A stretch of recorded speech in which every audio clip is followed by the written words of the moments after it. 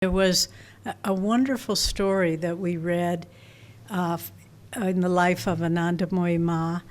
And in this story, she was having a satsang, and the men were sitting on one side and the women on the other, because it was more traditional and conservative. And all of a sudden, this crazy man burst into the room, and his hair was wild, and he was dirty and disheveled and raggedy clothes, and everyone was upset. And Ma said, it's okay, it's okay. And she just projected love to him, and he went and sat down with the man, and he was quiet for a while. He was kind of feeling her blessedness and high state. And then she had a big bowl of fruit, and she passed it around, and everyone took, for prasad, she blessed it, and then everyone took a fruit. But when this crazy man, he got an orange, somehow he lost control again, and he took the fruit, and he threw it at Ananda Moyee Ma with great force, and it hit her.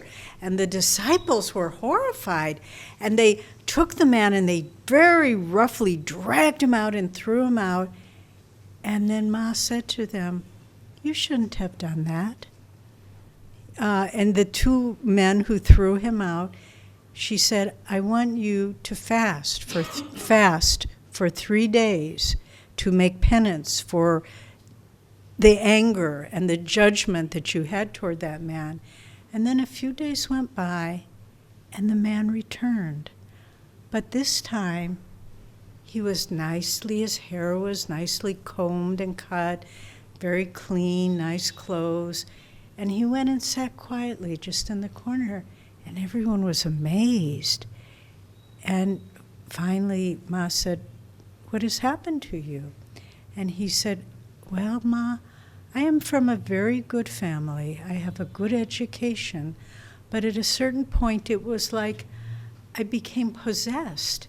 And I lost who I was, and I was a raving man.